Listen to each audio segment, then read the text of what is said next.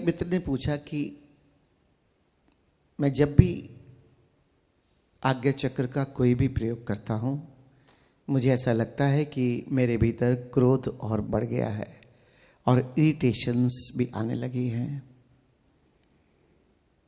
तो क्या हम जो भी साधना यहाँ पर कर रहे हैं उसका परिणाम हमें क्रोधित तो नहीं बना देगा?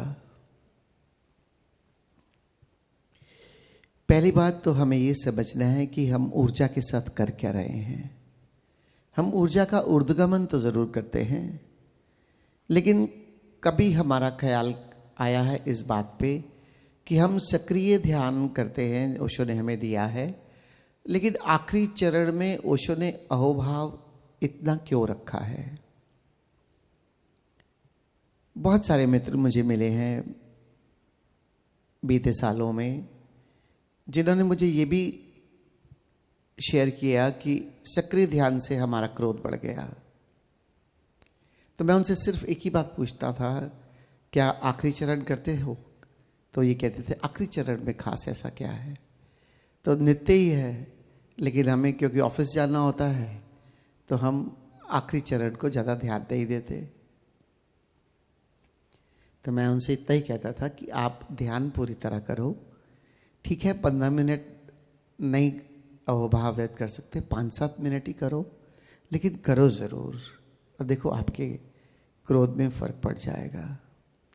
इसी को देखते हुए ओशो ने अपनी विधियों से छेड़छाड़ ज़्यादा ना करने के लिए भी कहा कि हम लोग अपने तरीके से अपने मन के अनुसार अपनी विधियों को बदल देते हैं। किसी की गाइडेंस में बदली जाएं तो बेहतर है, किसी को अनुभव है उसका। तो अब ये जो आज्ञा चक्र पर ऊर्जा है, दो बातों से है। पहली बात तो त्राटक एक ध्यान विधि है। जब भी आज्ञा चक्र पर हम फोकस करेंगे एक विधि की तरह से कर सकते हैं, उसको हम ध्यान का हिस्सा ना माने, क्योंकि ध्यान तो जीवन शैली है। वो तो पूरा दिन हमारा ध्यानपूर्ण कैसे हो सकता है, हमें उस और जाना है। लेकिन फोकस करके तो पूरा दिन नहीं रह सकते हम। एक जगह पर शिवनेत्र ध्यान में तो ये भी सुझाव दिए गए हैं कि 90 दिन से ज़्यादा शिवनेत्र ध्यान ना करें। ऊर्जा का ऊर्ध्वगमन जरूरी है, लेकिन ऊर्जा का थर्ड आई पर आकर वहाँ पर स्टक हो जाना, वो हमें अनकंफर्ट में डाल सकता, डिस्कंफर्ट में डाल सकता है। उसका सीधा सीधा तरीका है, थोड़े दिन हम इसका प्रयोग करें और उसके बाद हमारी ऊर्जा स्वतः ही थर्ड आई पे आने लगेगी। और इसलिए मैं कोशिश कर रहा हूँ मित्रों के साथ कि आप आकाश की अनुभूति ज़्यादा करें। आकाश अनफोकस्ड है। पहली बात, आपकी ऊर्जा का ऊर्ध्वगमन हुआ।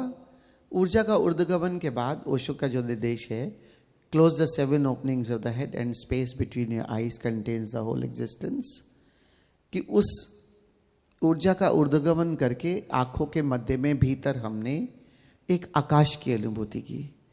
और आकाश इतना विराट है कि ओशो अगली लाइन में कहते हैं whole existence, it contains the whole existence, मतलब इसकी विराटता इतनी है। और अगर हमने इसकी विराटता को अनुभव कर लिया तो फोकस्ड हो ही नहीं पाएंगे। और इसकी विराटता को अनुभव कर लिया तो जिस ऊर्जा का हमने ऊर्ध्वगमन किया है उसका एक्सपेंशन इतना हो जाता है ऑटोमेटिक कि वो किसी एक बिंदु पर स्टक होती नहीं है। अगर एक बिंदु पर हम उसको ऊर्जा को लाकर वहाँ अटका दें तब संभावना है इरिटेशंस की, क्रोध की। अगर इसका हम फैलाव करते रहें तब ये आनंद में रूपांतरित हो जाएगी, ये अहोभाव में रूपांतरित हो जाएगी। तो इसलिए ऊर्जा का ऊर्ध्वगमन भी जरूरी है, जागरण जरूरी है, ऊर्ध्वगमन जरूरी है, और ऊर्ध्वगमन के बाद इसका फैलाव भी जरूरी है कि ये ऊर्जा हमें इतनी विस्तार दे दे, इतना विस्तार हम महसूस करें कि जैसे पूरा अस्तित्व ही हम ही है। अब उस विस्तार के अंदर कभी भी एक बिंदु पर एक विधि की तरह आपने आज्ञा चक्र के प्रयोग किए, एक विधि की तरह आपने त्राटक का प्रयोग किया, जिससे कि हमारा आज्ञा चक्र सक्रिय हो जाए और आज्ञा चक्र पर ऊर्जा हो जाए। दूसरा, रात को सोते समय आज्ञा चक्र के प्रयोग ना करें तो अच्छा है। आप सुबह के टाइम करें, दोपहर शाम के टाइम 4 बजे करें। रात को बस इस स्पेस के साथ तो हम सो सकते हैं, लेकिन फिर अगर हमने त्राटक की रात को करने का प्रयास किया तो बहुत सारे मित्रों को इससे अनिद्रा की प्रॉब्लम भी हो जाती है, नींद आनी कम हो जाती है, नींद नहीं आती। तो इन कुछ बातों का हमें ख्याल रखना होगा।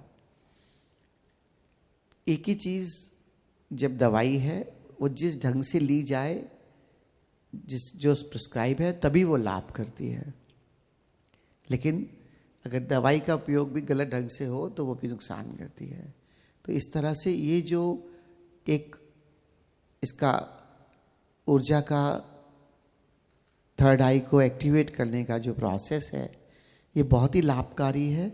लेकिन इसकी एक सीमा है कि हम उतने ही दिन तक करें और उसके बाद स्वतः हमारी ऊर्जा ऊपर के चक्रों में पहुंचने लगती है और फिर उसका उपयोग हम जागरण में करें। जितनी ऊर्जा का ऊर्ध्वगमन होगा लेकिन हम उसको फोकस नहीं करेंगे, उतना हमारी अवेयरनेस का लेवल बढ़ता चला जाएगा।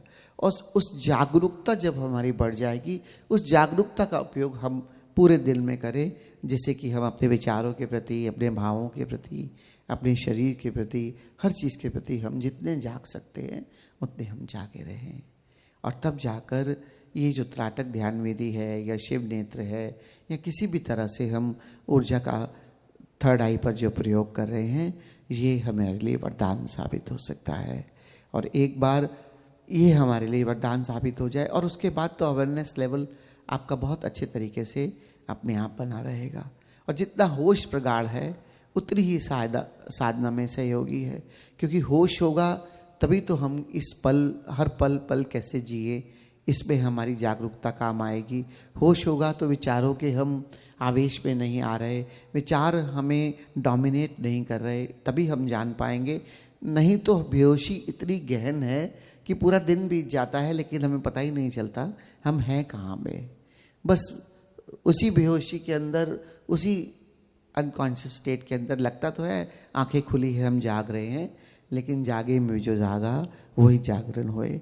तो जो भी जागते हुए भी जाग जाए, आंख खुले हुए में भी जाग जाए, वो ध्यानपूर्ण जीवन शैली है। कि जो भी हम देख रहे हैं, कर रहे हैं, हमारे साथ जीवन में हो रहा है, उस हर कृत्य के प्रति हम किस तरह से हम अवेयरनेस में चले जाएं। चाहे प्रेम में रहो, चाहे होश की साधना करो। ओशो ने तो इन दोनों का समन्वय किया है। दोनों का ही परिणाम जागरण और प्रेम है। प्रेम की पराकाष्ठा पर जागरण घटित हो जाता है और जागरण की पराकाष्ठा पर प्रेम घटित हो जाता है।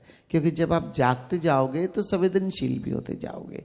जितने संवेदनशील होते जाओगे उतने प्रेमल होते चले जाओगे। क्योंकि जब जाग ही गए तो जागते हुए किसी को कैसे हर्ट करोगे, किसी को कैसे दुख देना चाहोगे? क्योंकि आप ही का तो निर्णय है, आपने आनंद और प्रेम में रहना है। तभी ध्यान की यात्रा पर हम सब चल रहे हैं।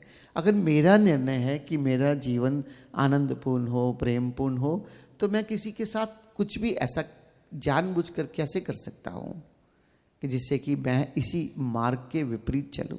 चाहे कोई भी रिश्ता हो, चाहे मेरे काम की जगह हो, तो प्रेमल तो अपने आप होते चले जाओगे। और अगर प्रेम और भक्ति की यात्रा कर रहे हो तब भी जागरण घटित हो जाएगा कि जब हम इतने संवेदनशील हैं तो इस संवेदनशीलता हमारी बनेगी कैसे? पीछे से तो जागरण आएगा ही आएगा कि हम इतने संवेदनशील थे कि मन वचन कर्म से कभी हमने किसी को कोई दुख तो नहीं दे दिया। ये हमारे प्रेम से उपजेगा।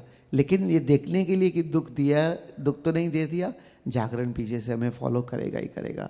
इसलिए ओशो ने जो प्रैक्टिकल बात की कि दोनों का समन्वय, ध्यान और प्रेम के पंखों से परमात्मा के आकाश की उड़ान आराम से भरी जा सकती है। दोनों का समन्वय चाहिए। हाँ, एक हमारा सहज स्वभाव होगा और एक हमें थोड़ा सा कल्टीवेट करना पड़ेगा। बात फर्क सिर्फ इतनी है। एक हमारा सहज स्वभाव है, किन मित्रों का प्रेम सहज स्वभाव हो सकता है, कुछ मित्रों का होश या चैतन्यता या साक्षी सहज स्वभाव हो सकता है। अपने अपने स्वभाव में हमारे लिए जीना बहुत सरल है। लेकिन बैकग्राउंड में दूसरा कल्टीवेट होगा ही होगा, ऐसा मेरा अनुभव है। मैं गलत भी हो सकता हूँ, हर व्यक्ति यहाँ पर भिन्न है, लेकिन इतना है कि हम प्रयोग करके देखें और जैसे जैसे हमारी ऊर्जा का ऊर्ध्वगमन होगा दोनों चीज़ें कल्टीवेट हो सकती हैं। इसलिए त्राटक का ये जो रिट्रीट रखा गया 6 दिन का, किस तरह से हमारे सारे चक्र के अंदर से हमारी डिसॉल्व हो जाए ग्रंथियाँ और आज्ञा चक्र पर सहजता से हमारी ऊर्जा आए और फिर वो बनी रहे। और ऐसा भी नहीं है कि आप मानो कि 24 घंटे बनी रहेगी। एक मेरे देखिए एक सर्कल है, क्योंकि जब हम भोजन कर लेते हैं कभी ज़्यादा कर लेंगे तो ऊर्जा को पेट के अंदर आना ही पड़ेगा। इसीलिए सम्यक भोजन भी बहुत ज़रूरी है, सम्यक निद्रा बहुत ज़रूरी है, सम्यक व्यायाम बहुत ज़रूरी है। सबका जो कम्बिनेशन है वो एक्चुअली साधना है। साधना है ये क्या, सिर्फ ये। इसलिए भोजन भी उतना ही करें। हमेशा एक तो रिकमेंडेड है कि साधकों के लिए कभी 100% पेट नहीं भरा होना चाहिए। Just have 50%, 60%। बार बार खाइए, कोई प्रॉब्लम नहीं, हर 2 घंटे बाद डॉक्टर भी आजकल ये रिकमेंड करता है। लेकिन एक ही बार ओवर ईटिंग करने के बाद आपकी ऊर्जा फिर ऊपर के चक्रों में ज़्यादा देर ना रहकर उसे पेट में आना ही पड़ेगा। और जितना वो ऊर्जा नीचे के चक्रों में रहेगी उतनी बेहोशी घेरेगी, और जितनी ऊर्जा ऊपर के चक्रों में रहेगी उतनी जागरूकता सहज बन जाएगी। हर चीज़ एक दूसरे से जुड़ी हुई है। तो इसलिए जीवन पूरा ही साधना है। इसलिए मैं जो बार बार इस बात पर जोर देता हूँ कि ध्यान 1-1.5 घंटे करने की चीज़ नहीं, ध्यान एक जीवन शैली है। हर चीज़ पे ध्यान है। खाना खाओ, चाय पियो, बात करो, काम करो, परिवार में रहो, मित्रों के साथ रहो। ध्यानपूर्ण जीवन शैली है जो प्रेमल भी हो, जागरूकता से भी भरी हो, पूरी चैतन्यता से और करुणा से भी भरी हो और आनंद चलता रहे। एक ध्यानी का जो ग्राफ है फिर भी ये सीधा कभी नहीं चलता, ऊपर नीचे तो होता है, जैसे डॉक्टर के पास मॉनिटर लगा होता है। लेकिन एक संसारी का जो ग्राफ है वो दुख और सुख में जाता है। उत्तेजना आती है, खुश हो जाते हैं, दुखी हो जाते हैं, डिप्रेस हो जाते हैं। लेकिन एक साधक का जो ग्राफ है वो आनंद और शांति इसमें डोलता रहता है। बहुत बार जीवन में साधकों को ऐसी घटना घटती है, आनंद दूर होता है, हो सकता है, लेकिन आनंद गिरे भी तो शांत होने तक दुख में ना जाए।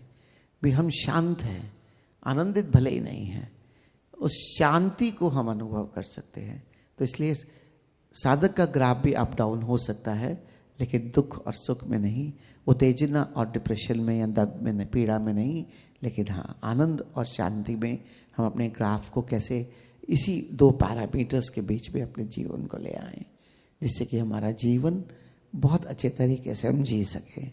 बहुत बार हमारे मित्र आते हैं, कहते हैं हमारे कोई प्रियजन की मृत्यु हो गई, अब आनंद तो हर समय नहीं आ सकता हो, उसमें आनंदित कैसे हो सकते हैं। मैं यही कहता हूँ, हमेशा आनंद नहीं आप संभाल सकते, लेकिन हाँ गिरे भी शांत तो हो सकते हो। स्वीकार भाव होगा तो अपनी शांति को अनुभव करो उस समय। माना कि आनंद नहीं है, शांति तो बरकरार हो सकती है। तो इसलिए हम अपने लाइफ को इतने ज़्यादा अपने स्वयं को ही हम देखते चले जाएं कि हर पल के प्रति हम जागरूक हो जाएं। एक चित्र मुझे बहुत प्रिय है। एक चित्र मैंने देखा था सिर्फ चेहरे का।